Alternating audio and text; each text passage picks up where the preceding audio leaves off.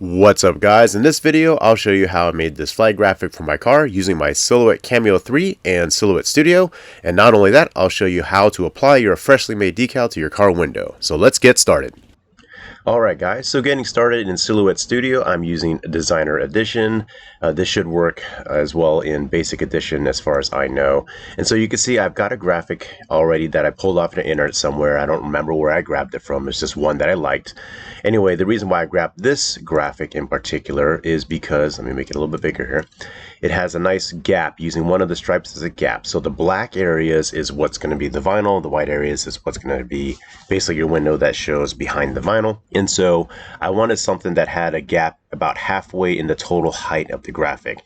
Now, the total height of the graphic and the total width of the graphic that has to go on my particular window is, the window is about 16 inches tall. I rounded that up, and it's about 26 inches wide. Again, I rounded that up. So overall, I want a graphic that I could split into two. That is about 8 inches in height per graphic, which will fit the total width of the Cameo 3 that I have, which is a cutting width of only about 11.5 really. It says 12, but it can't actually cut 12 that I've ever found. So anyway, so this graphic has a nice gap in between that I can easily cut the graphic in half, and basically I will be able to apply or cut out two graphics and then apply it on the window to reform this one singular graphic.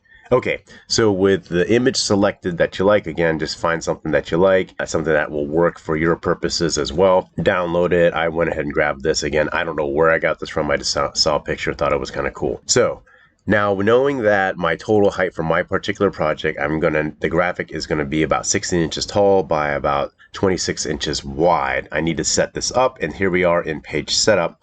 And so what you're gonna have to do is set up your design area a little bit here. And by doing that, you're gonna have these 3 steps here. Your machine's gonna be Cameo, of course. Your cutting mat, select it to none.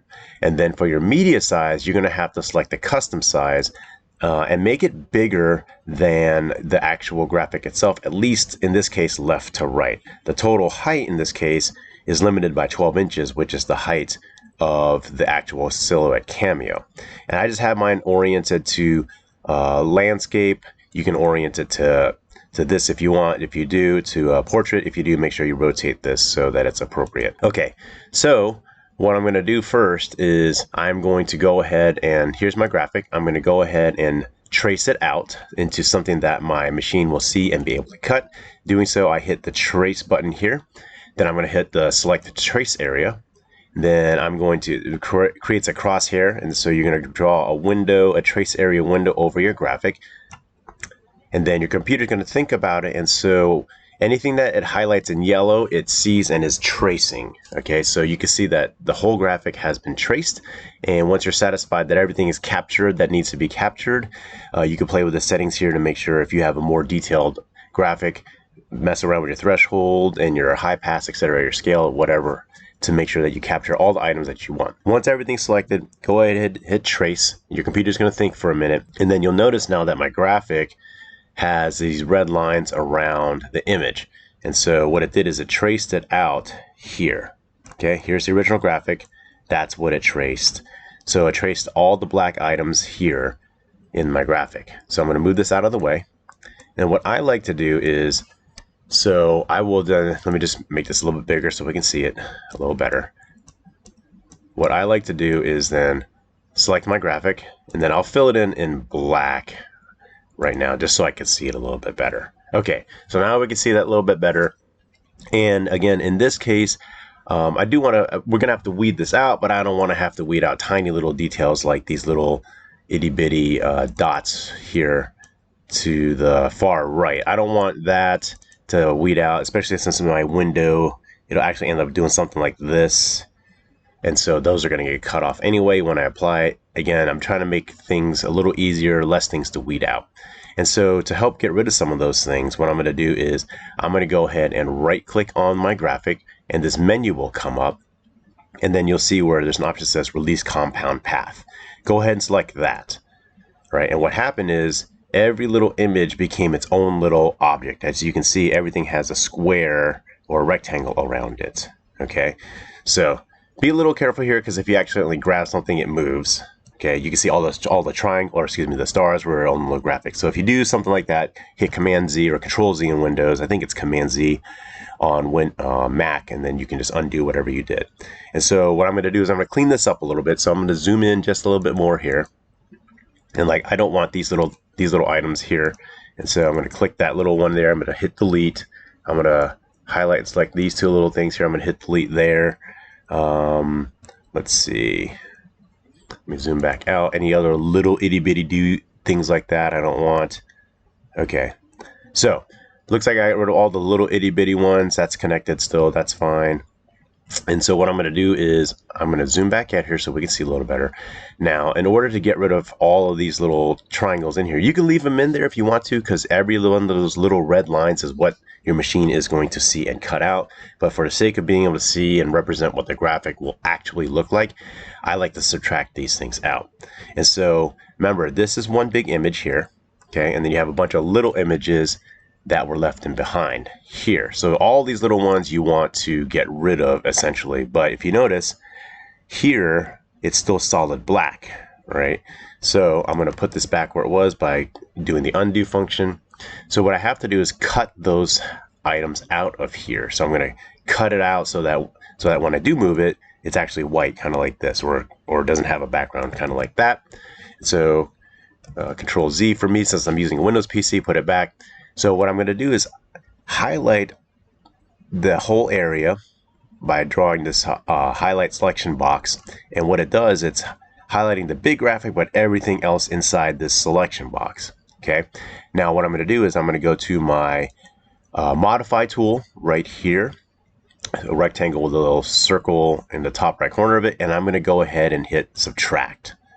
Your computer is going to think for a second, and all those things that were inside of the graphic of this bigger graphic is subtracted. So it takes out all these little items that are within a bigger item. So here's another example. See this down here. Let me zoom in a little bit more. Scroll over. So right here, there is this item inside of this item. So if I highlight and select and capture both and then hit subtract, it's going to subtract that little item out of there. Okay, cool. So now that I have all the items subtracted out that I want subtracted out, my graphic is almost ready to go. But remember, everything is kind of its own little pieces here. So what I'm going to do is now I'm going to resize the entire graphic into the actual size that I would need. So I'm going to select everything by doing a selection window that captures everything, and I'm going to hit my group button, group selected shapes button. Click that. Now it's one graphic that moves together all in its own, and you can resize it accordingly as well. Okay, so I know my total height has to be at least 16 inches to be able to fit inside of my window. And so 16 inches to fit inside of my window. And so now what I have to do is resize this, and you can look at the height and the width here. And I also know that my width has to be at least 25 to 26 inches wide in order to fit inside of my window, the area that I want to cover. So I'm going to grab one of these corner squares here on my graphic, and I'm just going to grow this by pulling diagonal, in this case diagonal right, headed downward, so that this grows. And what I'm looking at here is I need at least 16 or greater here. So I'm going to shoot for 17 here, and then by pulling on this diagonal right one, it will grow the graphic proportionally as well. If I just grab, for example, this one here or this one here, and move it straight up and down, it kind of warps it because it only pulls it in one plane like that, versus pulling in both planes by one of the corner squares. Okay, and so you can see that right now I have the total height of my graphic is about just shy of 17.5 inches. I'm going to just make it 17, knowing that my graphic only needs to be 16 inches tall, and that's actually rounded up. It's more like 15 and some change. So I'm just going to make this as close to 17 as possible. So I'm at 16.987. Okay, that's fine by me. All right, so you can see that the total height of the graphic is definitely wider than my Silhouette Cameo can cut. This red border on the mat is the cut border. So if I go here on design area, show cut border, so if I turn it off, that red line will disappear. You want that red line in because that tells you where the graphic has to fit inside of the virtual cutting mat, if you will, so that everything gets cut out that you want cut out. And so what I'm going to do now is, because I want to make this two halves, I have to kind of position this graphic in a way that if I look at this top half here, everything fits inside of my virtual cutting mat, because that's the area that my machine can actually cut. Then this bottom half is kind of in it a little bit, but that's okay for now. All right. So what I'm going to do is, once I've got this position in here, and I want you to leave a little bit of space here, because we got to make what's called registration marks, because we're going to be cutting this into two pieces, and we need something to help us realign it back together when we install the actual graphic onto the window, which will be later on in the video. Okay, so now that I got this position, I got a good safe margin of space here, I got a little bit here. I'm going to go ahead and select my rectangle or square tool, and I'm just going to make a rectangle right here, or a square or a rectangle, and right here. Okay, and I'm going to just align these two so that they are in line with each other. So I selected the two by clicking one, holding down shift, and then clicking the next one. And then I'm going to go to my alignment tool here, and I'm just going to align them in the middle, and that kind of gets them in a straight line together. All right, and notice I put it right in the big white space here that we're going to need as far as being able to divide this graphic in half. Okay, so reselect my whole graphic, and remember we had grouped it earlier, so now I'm going to ungroup it. Okay, so everything is back to being its own thing. That's its own graphic. Now these down here are their own graphics as well. So what I'm going to do is I'm going to go ahead and just grab everything down here, and I'm going to group that bottom half. So now I have a top half graphic on its own, I have a bottom graphic on its own, and then I have these two little rectangles that I made for registration marks. All right, now since we had this set up, so bear with me here. I'm going to try to explain this right. So you have this top half graphic in your cut border, these in your cut border, and these are in the way here. So what I'm going to do is I'm going to go ahead and move this out of the way. Okay, just one movement. All right, so now I have everything up here, and that's what's going to cut inside of my virtual cutting mat when I send it to my machine for cutting. Now that being said, let's go ahead and go over to the send function. Okay, so now we're in the send function, and what we're looking at here is this is the graphic that's within the virtual cutting mat that can be cut. And what's going to be, everything that's in here is going to be cut. Everything that's highlighted in red will be cut by your Cameo. So I'm just going to select everything together, make sure that this selection cut is selected. Tool 1 is my auto tool. Okay, and so whatever tool you want to use, you can use your auto blade, not auto tool, or if you have a ratchet blade, that's my tool too, but I'm going to use auto blade in this case. Now as far as material goes, this is going to material goes for your cut settings. You're going to have to figure that out. Now if you're using Decals 651 craft vinyl, I have found in my personal experience that the presets for vinyl glossy, which has a depth of 1, a force of 10, and a speed of 5, works just fine. Again, that's my experience using Decals 651. The vinyl that I'm using is a different vinyl. It's automotive vinyl by Vivid. They're Ultra Gloss Premium Plus. So I have found that for me, that I have messed around with the settings and did a lot of testing to see what actually cut and is able to weed. And it is a depth of 2 for me with a force of 15 and a speed of 5. I just keep the speed at 5. It's just something right in between. Anyway, so determine what kind of vinyl that you're going to be cutting. If you don't know if a preset will work for you, you're going to have to test by playing around with the depths, and you're going to have to play around the force and the speed, and then just take some scrap vinyl of the vinyl you're going to use, put it in your machine, see if it works, and it cuts it adequately so you can weed it without any issues. So in order to figure out if you have the correct depths and force and speed for cutting your vinyl, Once you decide what you think you might need, you can go, once you got your settings, for example, here I have a depth of 2 for the blade, force of 13, and 5. Put in your Cameo a sample section of the vinyl that you're going to cut. Get that loaded up in your Cameo machine, and then you hit this button here that says test, and what it'll do is in the what would be the top left corner, in this case the bottom left corner of the vinyl, it'll make a square with a triangle inside of it. And so once you do that, you can see if it cut all the way through, and you'll be able to weed that area out and see if it cut deep enough or not, or if it didn't cut all the way through. And so then you would, based on how that weeding test went, you can then adjust a couple of these functions here, either the depth or the force. Typically the speed, usually I leave around 5 regardless. Okay, so enough of that. Now that I have this all set and ready to go, I've got my cut settings ready to go. I've got my graphics that I want to cut ready to go. I got it selected on cut. I'm going to select it on cut, not pen or anything like that. And I have my auto blade selected. All right, so go ahead and get your Cameos, the vinyl loaded up into your Cameo. And then when you're ready for that, go ahead and hit send. So assuming everything is set up well in your Cameo 3, you should see your machine going ahead and cutting your vinyl. And then once it's done, go ahead and unload the vinyl from your Cameo. All right, so now that your graphic is finished cutting out on your Cameo, the top half of your flag graphic, let's go back to design.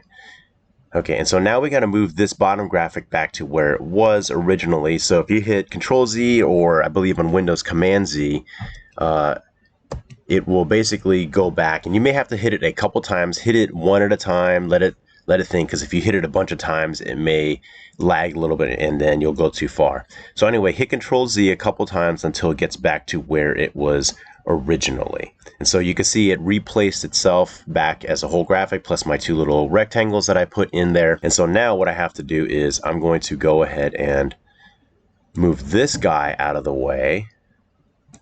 Okay.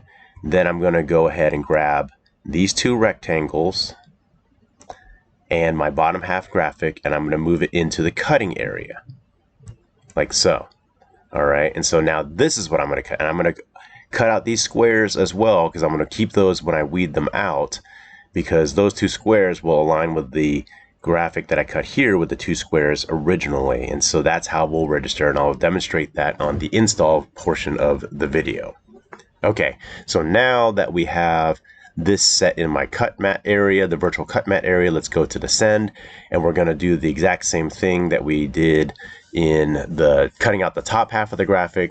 And so make sure that everything is selected appropriately, that your cut settings are selected appropriately, it's set to cut, etc., etc. Then go ahead and load up the vinyl into your Cameo, and then go ahead and hit send so that it starts cutting out your bottom half of the graphic. So now that both halves of your flag graphic have been cut out, it's time to weed the excess vinyl. And for this process, take your time so you don't lose any elements or mess up the decal during the weeding process. So for weeding, the tool I like to use is basically a craft knife with an X-Acto style blade. As you can see, I'm using one from Vivid that I really like to use for crafting because it does use the X-Acto style blade, which is great for poking and picking up the vinyl bits, but it's also great for cutting the vinyl during the process if I needed to. I really like this knife because it has a good feel to it, and unlike a traditional X-Acto knife, you can retract the blade for safety when you don't need it. I do have a product review video on this knife, and I'll put links in the description below if you're interested in trying it out.